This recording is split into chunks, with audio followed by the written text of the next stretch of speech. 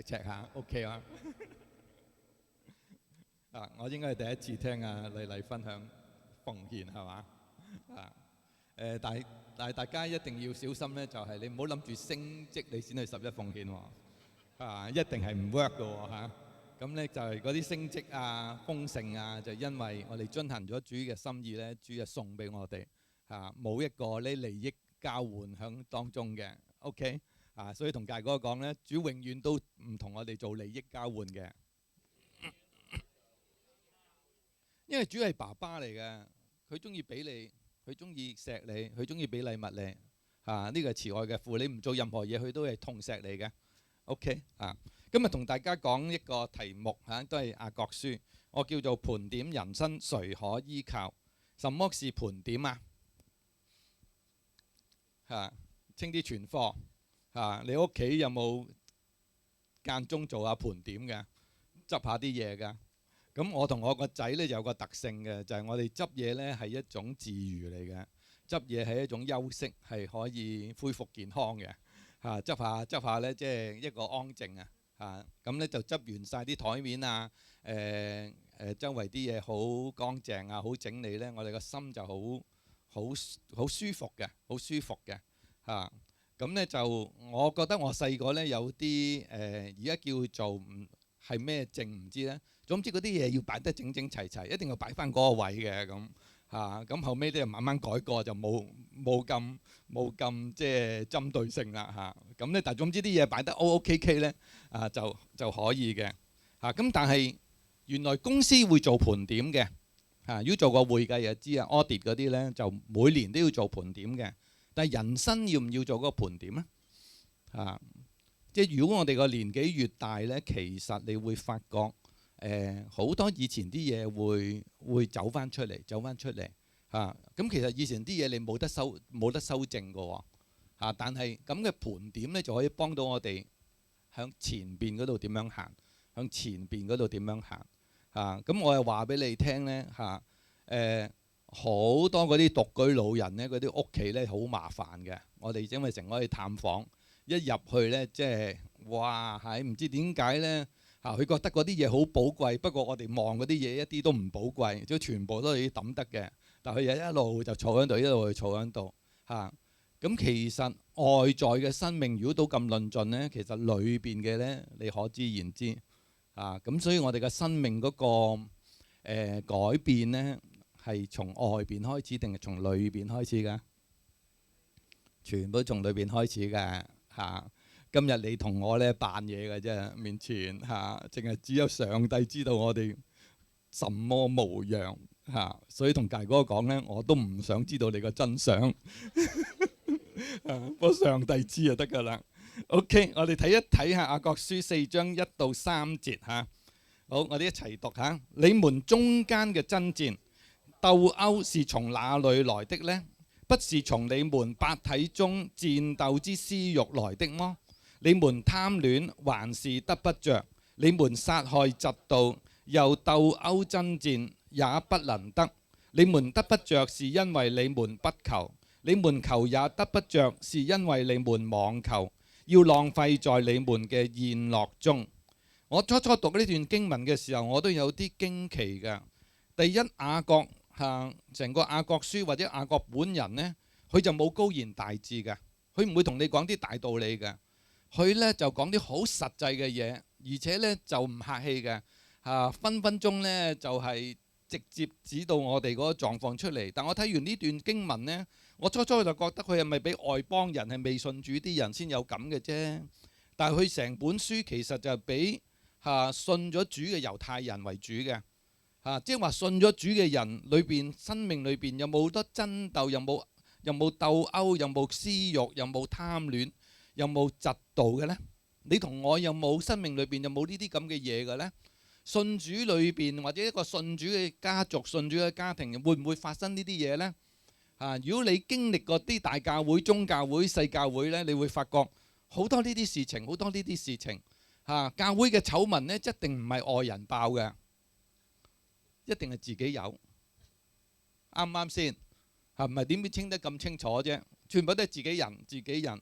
咁所以其實佢呢度講到呢，就係裏邊嘅世界。當你睇到清楚裏邊嘅世界，你去搞清楚盤點咗你裏邊嘅世界呢，你向上帝向自己先有一個交代。咁呢度經文呢，好得意㗎，得3節嘅啫，得3節呢，有好多個得不着喎。第一個呢，佢話還是得不着。你們殺害嫉妒又鬥毆爭戰也不能得。然後跟住呢，你們得不着，因為你們不求；你們求也得不着，因為你們妄求。雅各呢度講咗4次嘅得不着。點解攞唔到？點解生命裏邊有啲嘢唔滿足？點解攞唔到？所以我哋要睇一睇落去嚇。外在嘅世界呢，好多紛爭紛亂。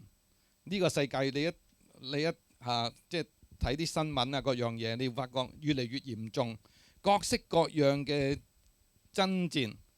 其實國家如是，個人如是，全部都係來自一個源頭，就係我哋內心對呢個世界嘅慾望。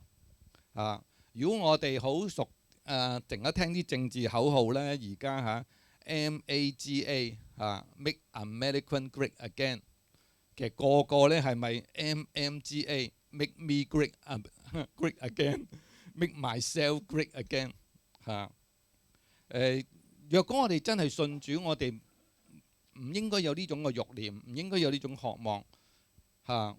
喺我生命裏邊，我係想只有得一個人要偉大嘅啫，嗰個叫做 Jesus。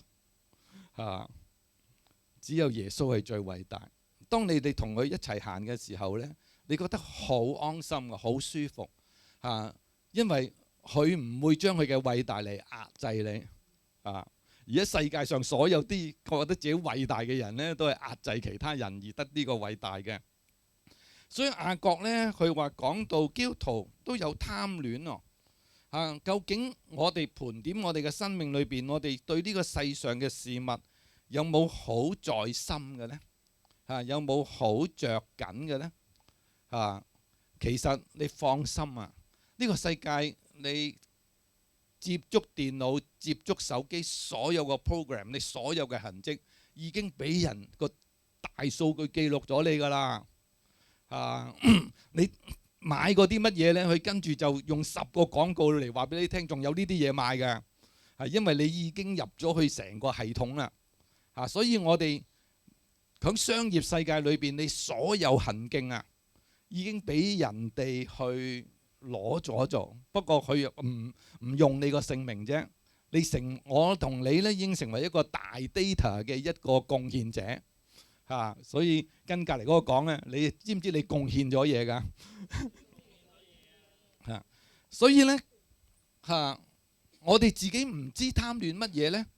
但係嗰啲商家知道你中意乜嘢喎，因為你常常去上網睇咗嗰啲嘢喎。咁所以呢，你乜嘢嘢？今日我想同大家講乜嘢嘢你係好在乎、好上心去到一個階段呢，係產生 worry、產生憂慮。個問題就呢個出現啦。如果你產生嗰樣嘢，令到你個情緒上上落落，其實聖經就講呢一個係偶像，係一個 idol， 係我哋崇拜緊一個偶像，嗰個唔係耶穌。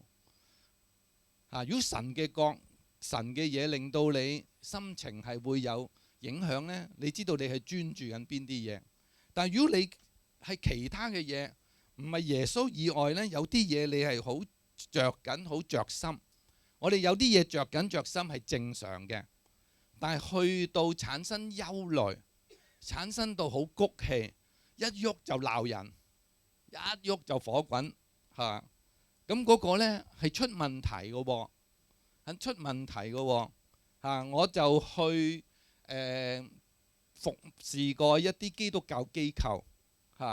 竟然我見到有啲係當場嘅領袖對佢嘅同工一啲錯咗就發晒脾氣嘅喎。佢話你咁做會影響我機構嘅聲譽，唔係影響耶穌嘅聲譽喎。影響機構嘅聲譽。其實如果嚴格嚟講，嗰個機構嘅聲譽就係佢嘅偶像，佢要維護一個偶像。維護呢個聲譽去 run 呢一個嘅機構。其實佢可能做所有嘢都係好事，但係響神嚟講呢，未必係好事，因為佢做嘅嘢唔係侍奉呢個上帝。Name to be a Christian organisation 可以咁樣出事嘅喎。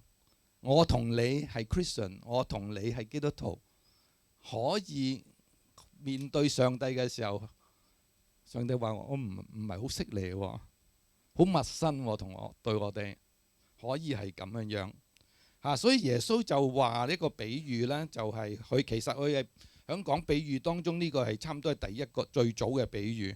佢話好似人呢，我哋好聽到好似落咗一啲嘅地土裏邊，有啲落響石頭地嗰度，有啲落響淺土嗰度。第三種呢，就係落響荊棘裏邊。呢啲人係被今世嘅思慮、錢財嘅迷惑，將道擠住了，不能結實。如果咁多種嘅土地當中呢，呢個第三同埋落響好土呢，應該係講緊信主嘅人。因為淺土嗰啲呢，就信一信就走咗啦。有啲都未信嘅。咁呢個呢，應該係。咁所以響教會內部，我哋嚴格嘅去睇最重要嘅問題係咩呢？呢個係落響荊棘裏邊嘅，因為佢哋已經係屬於神嘅人，佢已經係信咗主耶穌，但係佢哋嘅選擇常常都係俾呢個世界所牽引，所影響咗。咁呢個呢，耶穌就話佢哋係今世嘅思慮、錢財嘅迷惑，把道擠住了，即係將神嗰個真理，讓我哋生命可以成長健康嘅嘢呢，壓制住。佢唔係冇，佢係長大得唔好，長大得唔好。如果你見過一個30歲嘅人得咁矮呢，你會發覺點啊？一係就患咗侏儒症，一係就營養不良。咁所以屬靈裏邊呢，可以有營養不良嘅噃。你覺得你自己有冇營養不良？身體又有個機會，但係靈性會唔會有營養不良嘅呢？有。希伯來書就話有一班人，佢哋應該做師傅噶啦，但係呢，成日都用一啲好基本嘅道理再教過，再教過，再教過。即係屬靈裏邊呢，佢唔升到班嘅。好似嚟講呢，升唔到級嘅，升唔到嘅，全部都 ABC。咁咧，你講啲深啲嘅道理呢，佢就瞌眼瞓噶啦。佢講啲深啲道理都唔知你噏乜。咁呢就上唔到去嘅。咁佢覺得我得救就 OK。但係如果喺生命裏邊要講得勝呢，要講勝過魔鬼、勝過呢個世界嘅抵抗力呢，佢哋冇呢個抵抗力。所以又跟你旁邊嘅人講，願你對世界有抵抗力。有冇食熟齡嘅維他命 C？ 仲要 high dose 喎。呢個而家啲感冒菌好犀利喎。好，我哋就睇落去殺害嫉妒呢，按住猶太人嘅傳統呢，佢哋其實係講緊，如果唔照顧窮人或者壓迫孤兒寡婦，就等於殺人。呢個其實《申命記》講嘅。如果我哋忽視咗周圍人嘅需要，常常都自我中心、愛心冷漠咗，然後又去同人比較，即係話嫉妒其他人比自己擁有更多更好，我哋呢生命裏邊就出事咯。其實唔信主嘅人，佢哋覺得好正常嘅，但係信咗主呢，我哋應該心意更新而變化呢。我哋開始會留意，我有啲乜嘢可以為呢個世界、為我身邊嘅人可以做嘅呢？你開始會放低自己好多嘅需求，而係去睇其他啲人點樣樣。但係如果我哋喺教會也好，喺外邊我哋職場也好，我哋都好容易同人比較，點解會咁？點解會咁嘅呢？咁其中喺職場呢，一個好誘惑人嘅漁利叫做升級。所以世界嗰套呢，佢就係編好多嘢，你去讀書啦，你去就訓練啦，你各樣嘢。而家要越嚟越嚴謹嘅，越嚟越犀利嘅，就搞到我哋嗰啲職青啊，搞到我哋嘅青年人返教會呢，係覺得冇時間返，因為喺工作嗰度要付出太多，仲埋我要升職，我要上位，我要去啲咩嘢嚇？咁呢個呢，就係升級，其實好正常嘅。如果你做得好，應該升級。但係佢卻係變成一條魚嚟呢，佢想勾我哋呢，我哋就要去留心。咁有人問凡哥係咪我哋唔要升級啊？唔係，你要盡力升級，但係唔係因為佢係你一個魚嚟，佢係因為係一個榮耀神、見證神嘅其中一個見證嚇。但係若果要以上帝嘅服侍，你心愛嘅恩賜，各樣嘢上帝俾你嘅，明明想你去好好服侍嘅，而係作為對升級嘅交換，你應該 say no。我經歷過啦，我升級咗好多次，但係我唔需要用世人嘅方法嚇。呢個係只能夠唔係因為我嘅能力，係因為上帝嘅禮物賞賜嚇。我其中一次超級嘅升級係兩個 party 都有候選人，兩個傾唔掂，就因為我冇有黨派。佢話大家都唔同意對方嗰個升，不如就升呢個啦。呢個就無黨無派嚇，無殺傷力嚇，所以改個名平凡，你話幾好？沒有殺傷力嚇。咁其實你都要有啲優勢，你都要有啲能力嚇。其實即係講真，兩個 party 雖然大家即係唔可以水火，都係水火不容，但係兩個都係睇好呢個人，覺得呢個人好 OK， 升咗呢個人就大家都冇傷害嚇，咁嘅樣咯嚇。咁即係我都係佢哋嘅兩個 party 嘅朋友啦，明白嘛？啊，即係唔會得罪邊邊啦。咁有陣時呢啲係佢哋嘅政治角力，但係對於我嚟講呢，你唔升我，我好安樂；你升我，我覺得因為我能夠處理嘅事，我嘅影響力可以大，我就可以用神嘅説話、神嘅角度去秉行神俾我嘅職務，響世上嘅職務嚇，使呢個世界會再好啲啫。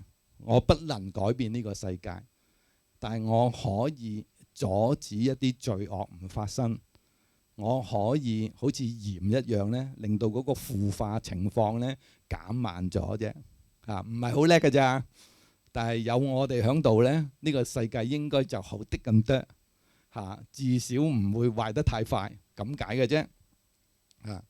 咁所以呢嚇，雅各就話講咗4次得不着嚇，佢指兩方面嚇，我覺得兩方面咋。雅各冇同我講㗎嚇。即係我哋查經就講所以你可以挑戰我嘅，明白嘛？呢啲講道呢，你可以挑戰我，就凡哥唔止係咁嘅咁我覺得有兩方面係好重要嘅得不着。第一個係講緊人生命裏邊嘅滿足感同隔離嗰個講呢，人生嘅滿足感。呢個呢，就係我哋嘅盤點第一個 point 就係你活到現在，你覺得滿足嘛？你覺得你嘅生命賺咗嘛？你覺得有喜樂與平安嘛？你覺得我生命沒有後悔嘛？呢個係一個滿足感呢個係一個滿足感。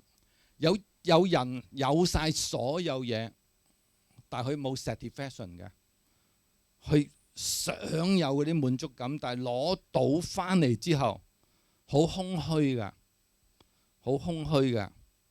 運動員亦都係咁，明星亦都係咁。大部分出事嗰啲嘅運動員同明星都係攞過獎牌、攞過冠軍、攞過嗰啲乜乜獎㗎嚇。就因為佢未攞嘅時候，佢覺得呢個可以滿足到佢。點知攞完之後，哎呀，不外如是，係好似小朋友嗰啲吹嗰啲水氣嗰啲波波，好靚好靚，砰就爆咗啦啊！第二個呢，就係神有冇垂聽看顧我哋？我哋嘅 prayer is answered。呢個好緊要㗎。其實有好多基督徒呢，佢整整下，佢唔信祈禱㗎，因為祈禱都唔得嘅嚇。但係有啲基督徒好相信祈禱㗎，每次主都應允㗎。有兩類基督徒嘅喎，都係信咗主嘅喎，但係對於祈禱個經歷呢，係好懸殊㗎，係好兩極㗎。有啲就好清楚㗎，你祈禱就得啦咁咯嚇。有啲心裏邊講祈咩啊？祈都冇用啦咁嚇。你盤點下你係邊隻啊？即係講得太粗俗啊，講個隻字啊嚇。你係邊一樣嘢嚇？如果係你覺得祈禱成日都唔應允呢嚇，一定唔關上帝事㗎。上帝常常聽人祈禱嘅，一定唔會關上帝事啊！你唔好賴上帝唔得，一定係有啲嘢你搞錯咗先至唔得嚇。因為耶穌已經講得好清楚，呢個佢俾我哋祈禱嘅權柄係送俾我哋一個好偉大嘅權柄嚟嘅嚇。咁所以你自己要去問一問嚇。我哋睇落去嚇，所以生命如果裏邊不止息嘅追求去滿足慾望，係冇辦法填補人生命內心嘅空虛。就好似嗰個圖嗰度呢，好多波子擺晒落個杯嗰度，每一個波子呢係代表一個目標，代表人生嘅一種榮譽啊。但係擺晒之後呢，你見唔見到仲有好多空位啊？因為波子唔會 fill up 晒，只有水液體抌落個杯嗰度，佢就慢慢 fill up 晒嚇。上帝俾我哋好似活水江河一樣，佢會將我哋嘅空虛完全填滿晒嚇。所以人生裏邊嚇嘅滿足，大衛嘅詩篇我哋大家都熟啦。佢話耶和華係我嘅牧者，我必不致缺乏。一個作為大君王嘅人，佢寫呢個詩篇嘅時候，佢應該做緊君王嚇，國勢非常鼎盛。但係當佢審視佢自己嘅時候，佢揾到一個對象，佢話神係我嘅牧者。我冇見過一個世界嘅政治家會講呢樣嘢，個個都威風凜凜嚇，係錯都唔認啊！但係有一個人叫大衛，佢其實好威嘅生命裏邊，但係佢話神係我嘅牧者，我必不致缺乏。佢嘅意思話，當神成為我嘅牧人，帶領我生命嘅時候，我就心滿意足啦。有冇聽過一首歌叫《鹹魚白菜也好好味》？有你我哦，原來我哋同上帝呢係一種愛情嚟嘅嚇。當你有咗呢個與神嘅愛情嘅時候，你好滿足。當你人生裏邊有一種愛情，你會發覺捱未捱咯，冇所謂啊嚇。但係當我哋有權有勢，兩夫婦可以為嗰啲少少嘅嘢，為嗰啲波子呢拗到不得了，可以拗到不得了嚇。如果失去咗愛，就失去所有嘅嘢啊。咁所以我哋就問我哋嘅滿足感，你滿足嗎？神嘅愛有冇喺你裏邊？你對神嘅愛係咪真實呢？啊，第一個就係我哋盤點我哋同神嘅關係。第二個盤點我哋內心世界係點樣樣。呢個係你同上帝嘅秘密。呢個又係你自己嘅功課。因為聖靈喺我哋心裏邊呢，佢會做呢個為罪為義。自己責備自己，自己睇自己，呢種責備並不摧毀性，係建立嘅。世界嘅責備係摧毀你嘅，但係上帝嘅計劃、上帝嘅責備係成全我哋嘅，可以令我哋更加唔同啊！好啦，我哋就去睇一睇神樂意垂聽我哋祈求嘅啦，我哋個個都知道。但係當我哋如果係淨係自我中心嘅呢，有啲人即係自高自大，佢唔會願意去尋求神，或者有啲係基督徒嚟嘅，去試過尋求覺得唔得，咁佢就唔再去求啦。另一個係好多人都會面對嘅，我哋求得不着。雅各話因為動機不良，為咗滿足自己嘅私慾。雅各稱佢為妄求。咁其實我哋睇翻耶穌已經俾我哋有禱告嘅權柄。簡單嚟講，我呢度寫低幾樣嘢呢。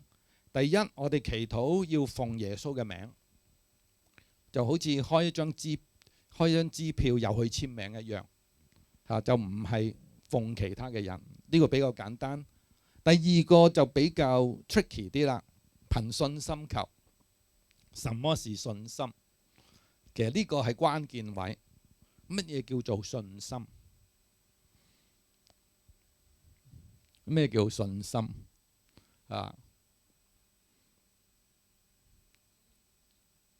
咩叫信心？相信神嘅話語，係咪？相信神自己。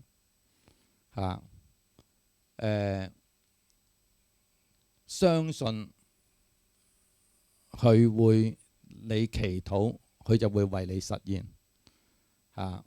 咁所以信心呢，係一個未經歷已經知道嘅經歷，即係希伯來書其實就咁講，你未行過但係已經知道發生咗，即係好奇妙嘅一樣嘢。所以保羅有一次佢未響嗰個使徒行傳話佢呢，佢搭嗰架船去羅馬呢，哇死得啦，成架船276個人。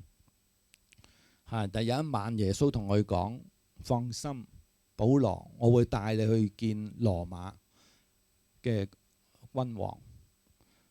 你同埋你成全人都會得到保障。咁朝頭早呢，佢就同嗰班人講咯，大家放心食翻啲嘢先，唔好一路唔食嘢。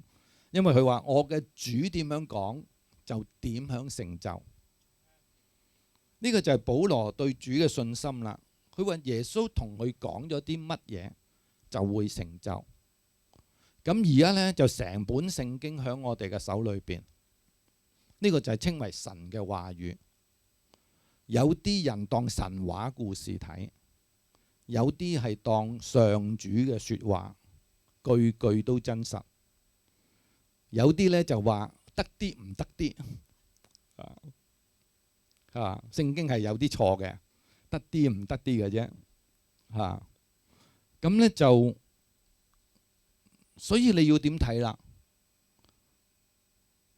如果上帝親自同你講嘅嘢，佢一定會成就。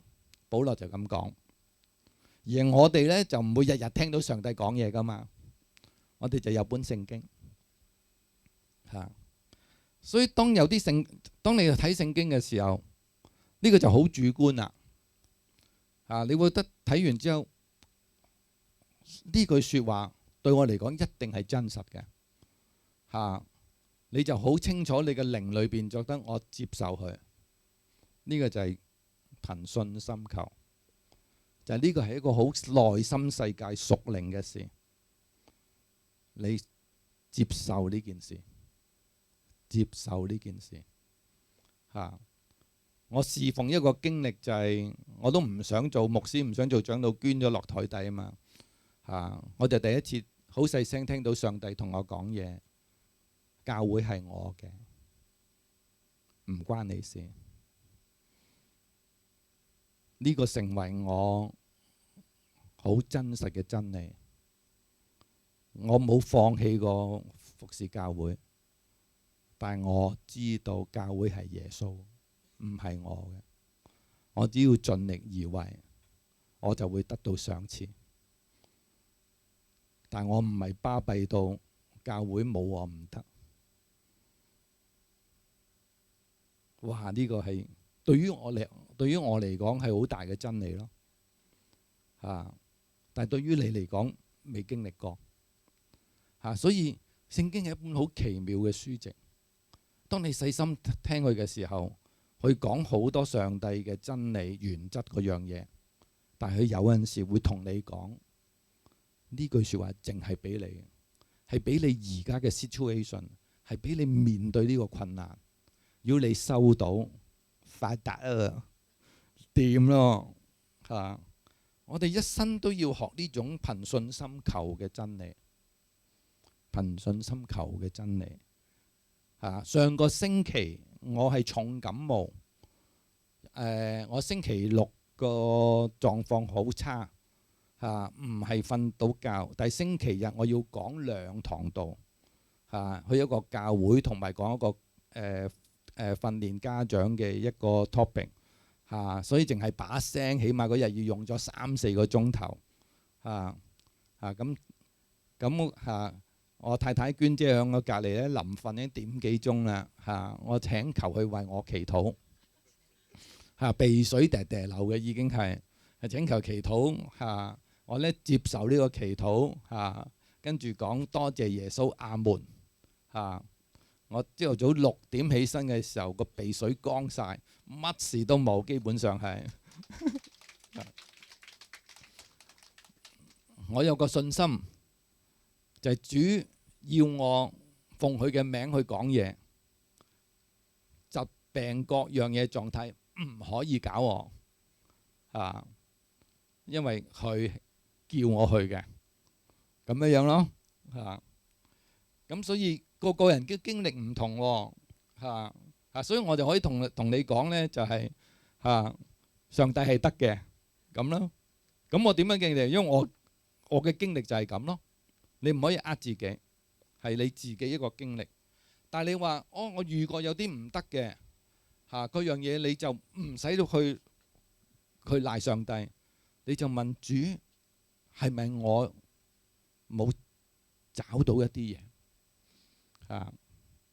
有陣時上帝唔係樣樣都應承你個噃保羅佢話佢有件事要求咗主，主冇聽佢，主次次都講我嘅恩典夠你用。連保羅咁高層次主都有啲嘢唔聽但係最重要就係佢好清楚主點樣話俾佢聽，我嘅恩典夠你用所以當我哋學習去跟隨神嘅時候唔好因為禱告唔蒙應允你離開主，而係禱告唔蒙應允嘅時候，你就要追住主問，主話俾我聽，我個問題出向邊？我個問題出向邊？但我哋基督徒有個習性，教會有個習性，就係你禱告唔蒙應允或者咩？因為你犯罪，答一聲就因為你犯罪That is an easy answer， 實中㗎。你同我完美咩？你同我完美咩？我再認10年罪我都認唔晒啊，大佬永遠都唔完全㗎所以上帝基本上好少用呢樣嘢咧去玩弄我哋嘅。上帝係爸爸，佢唔中意咁樣玩弄我哋但係你遇到好認真祈禱唔蒙應允，其實呢個係你要認識上帝嘅機會。你知唔知呢個係認識上帝嘅機會如果我哋考試有科唔合格我哋嘅藉口就係今次唔好彩啫，會唔會改變？會唔會改變？講唔好彩嘅人係唔會改變打乒乓波輸咗俾人話嗰塊球拍唔好，你係唔會進步㗎。係有啲更深入嘅嘢，上帝想同我哋講當你咁行過嘅時候，你就會睇到呢個上帝係好唔一樣。呢個係約伯嘅上帝，佢經歷好多患難，經歷好多痛苦，但係佢因為真誠嘅尋求，上帝揭開佢嘅奇妙俾佢睇。你都可以，我都可以。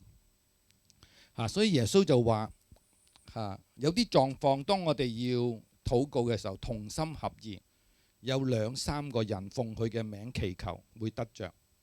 呢個係上帝俾教會一個眾數嘅屬靈資源。如果單單禱告唔得嘅時候，點啊？call 多啲人，粗俗啲叫拖馬，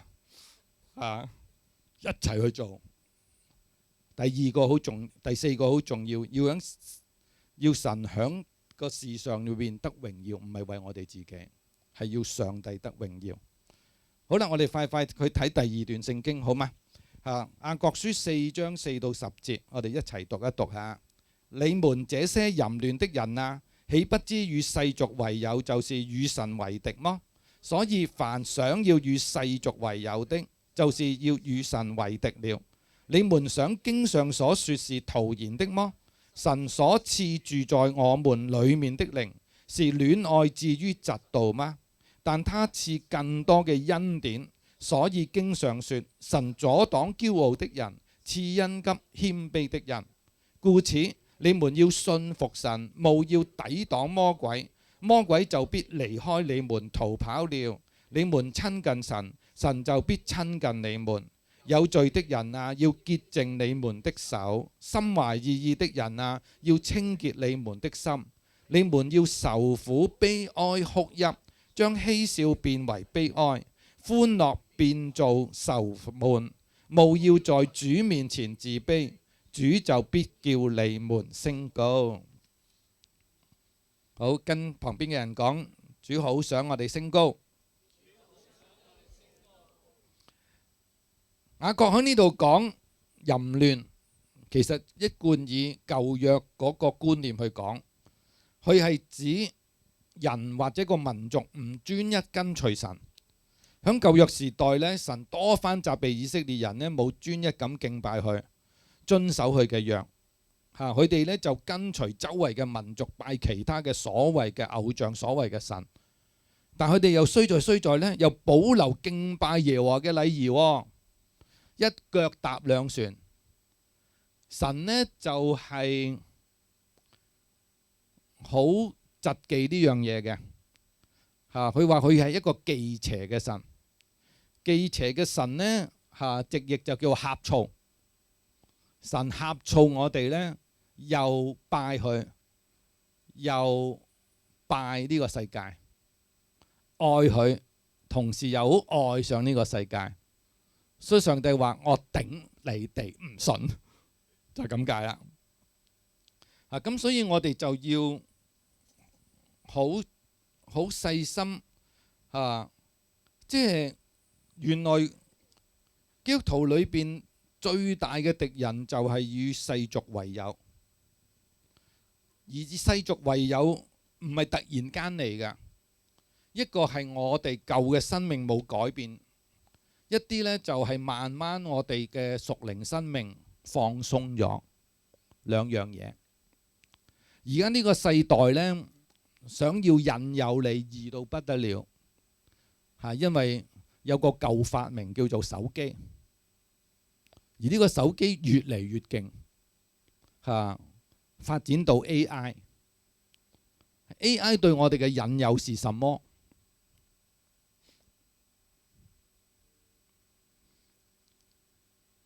有人已經開始同 AI 傾偈，AI 成為我哋嘅輔導員，然後將科學各樣嗰啲嘢好聽嘅嘢講俾我哋聽。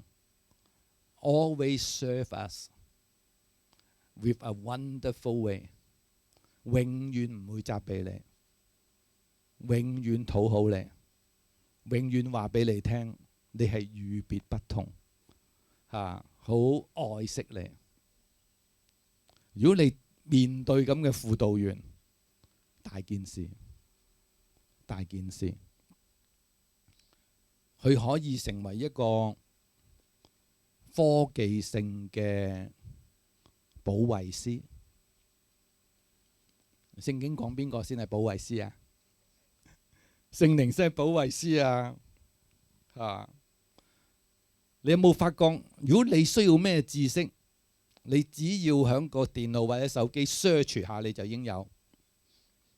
你想要乜嘢嘅答案，乜嘢嘅 answer，你擺條問題落去，將會出現一個非常理想嘅答案，係勝過我哋好多嘢。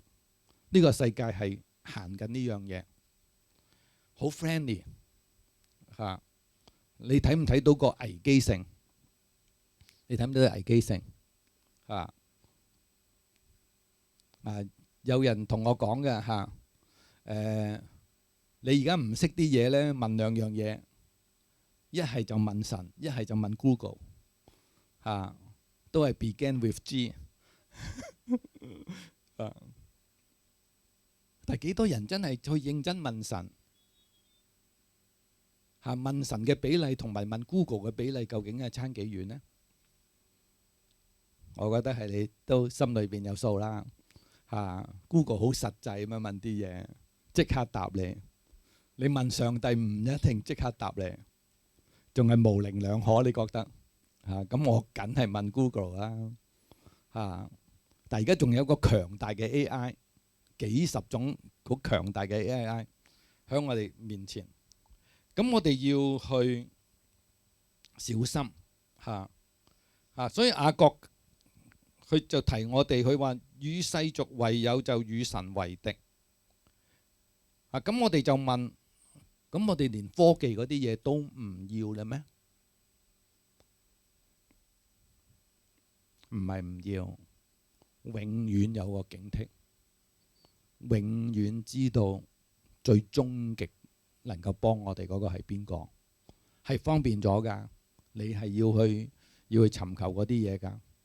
但係嗰啲嘢唔一定係真嘅噃，個分辨嘅能力喺邊度啊？仍然喺你裏邊。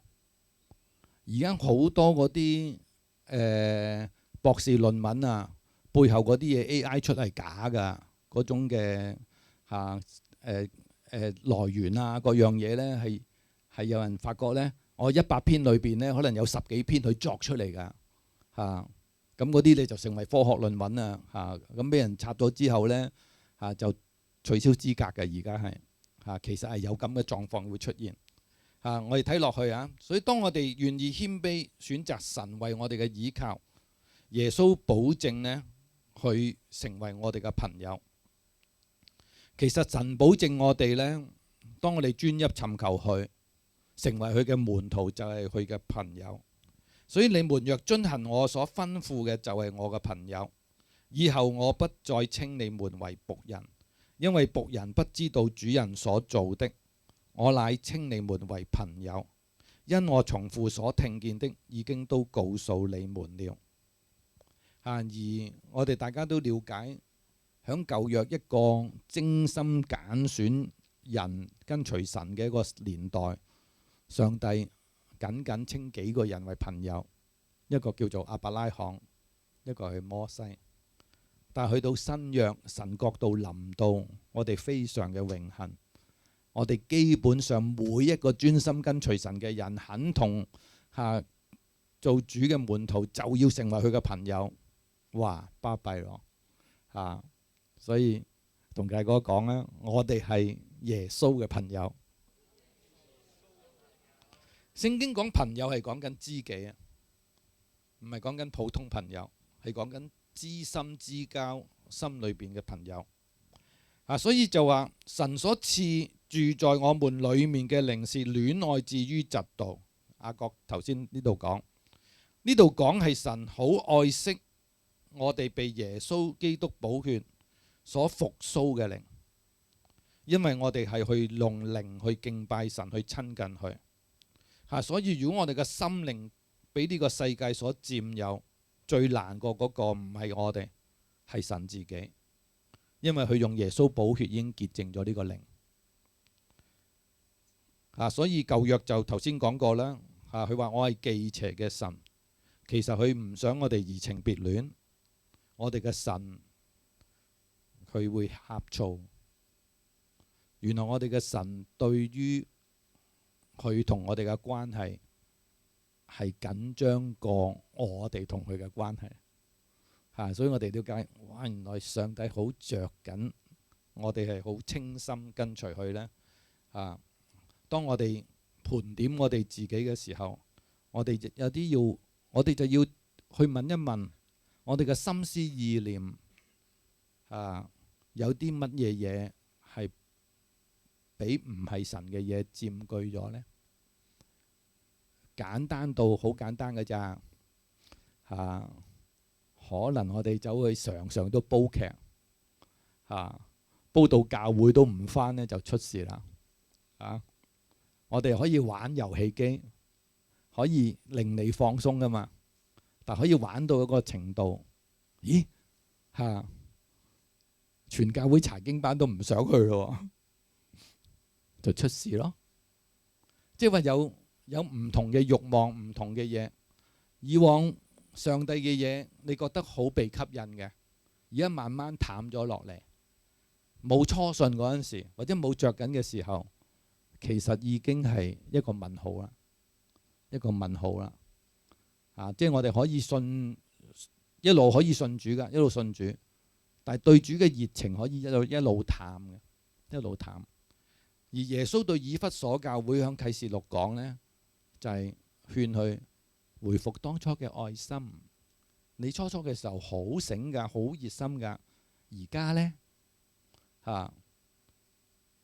咁你記住喎，啟示錄講嗰7個教會其實就係對教會嘅一個盤點嚟嘅喎，全部都 comment 咗嘅一個所以其實知道我哋神好知我哋軟弱嘅，又知我哋對呢個世上與世界為友嘅抵抗力好一啲都唔高嘅咁所以呢，佢都知我哋弱嘅，所以唔會由得我哋，佢會加好多恩典俾我哋去幫助我哋。佢知道我哋要喺世上活着嘅。如果我哋返到天上高就冇呢一種咁嘅牽引力啦但係喺地上佢知道嘅，神會好額外咁樣去幫助我哋所以雅各呢就提我哋呢要持守2種嘅態度。第一個謙卑嘅與佢同行謙卑嘅與佢同行與神同行其實得一個要求，謙卑有人就講謙卑係進入天國裏邊嘅萬能通行證，always pass。當你謙卑嘅時候，喺神面前 always yes，always OK 你咁謙卑好緊要所以彌迦書咁嘅同我哋講，佢話世人耶和華已經指示你何為善，即係話已經指示我哋做啲乜嘢叫好嘢他向你所要嘅乜嘢呢？好簡單只要你行公義、好憐憫、存謙卑嘅心，與你嘅神同行。神嘅真理永遠都係清清楚楚但係我又講好難做，好易明，不過好難做因為人性嘅問題。所以當我哋放低自己，其實願意去跟隨神存謙卑嘅心，與你嘅神同行第二個呢個世界背後有個王，去產生各樣嘅誘惑。所以當我哋認識嘅時候，我哋要有個抵抗力，要硬淨。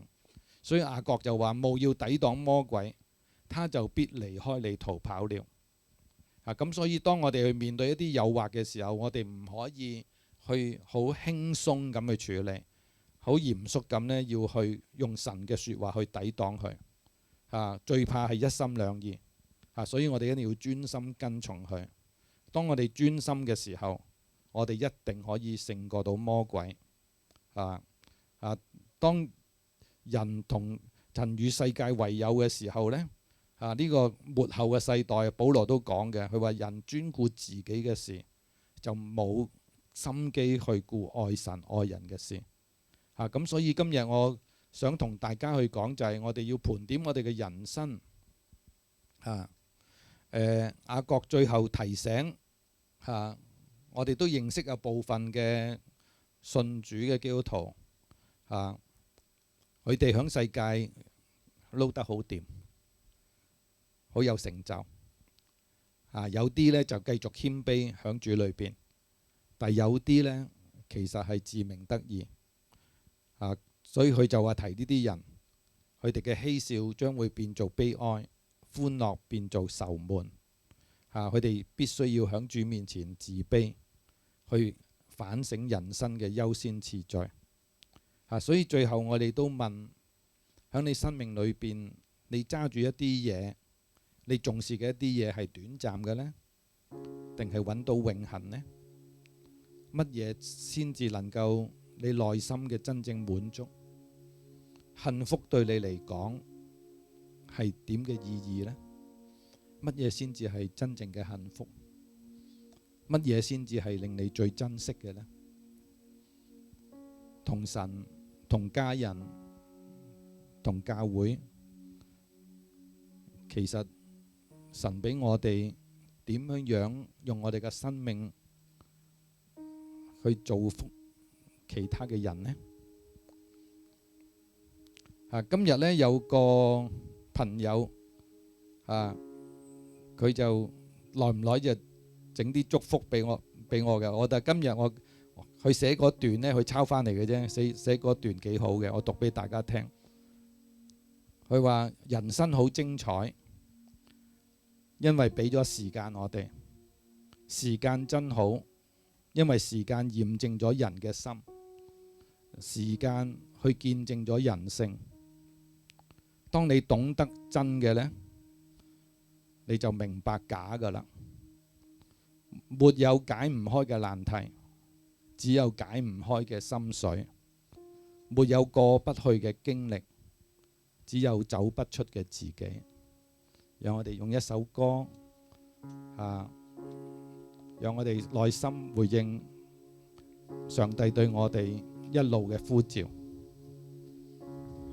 請大家起立。你嘅釘痕手，你嘅十字架永遠係我哋嘅榮耀，永遠係你嘅所依靠。呢個世界好進步，呢個世界有好多嘢都轉變得好快，但係我哋知道唯有一樣嘢係冇轉變過，就係上帝你愛我哋，你對你嘅愛從沒有轉變過。今日主，你就好像昔日你對年輕嘅以賽亞呼召一樣，誰肯願意為我去？以賽亞就答：主，我在這裏，請差遣我。今日主可能好多年前已經呼召咗你，或者佢今日再提呢件事。今日主呼召我哋，讓我哋為佢去。但係首先，我哋今日要再睇一睇我哋內心嘅世界，我哋最在乎乜嘢，最着緊乜嘢，讓我哋盤點我哋嘅生命裏邊嘅優先次序，讓我哋知道，主，我有啲嘢冇咁鋒利，我有啲嘢對上帝嘅事情已經唔再咁敏銳，有啲嘢已經唔擦得咁亮，所以求你今日用你嘅寶血洗淨我，用聖靈嘅恩膏去抹乾淨我，讓我成為你合用嘅器皿，讓我成為對主好敏銳嘅心靈。主，你要嘅就係我哋謙卑同你一齊，所以我為 AA 教會去特別嘅禱告，讓我哋成為一個與主同行嘅教會，發光發熱。主幫助我哋，唔好忘記一樣嘢，我哋一生可以榮耀你，可以成為我哋周遭嘅人嘅祝福，幫助我哋真係以神嘅愛影響呢個世代。主，唔好俾我哋忘記因為你嘅釘痕手引領我哋，我哋一齊都可以跟我講，主耶穌，主耶穌，願你釘痕嘅手願你釘痕嘅手拖帶我一生，拖帶我一生，奉耶穌嘅名，奉耶穌的名。阿門。阿們。好多謝大家，今日我哋主日去到呢度啊，請坐。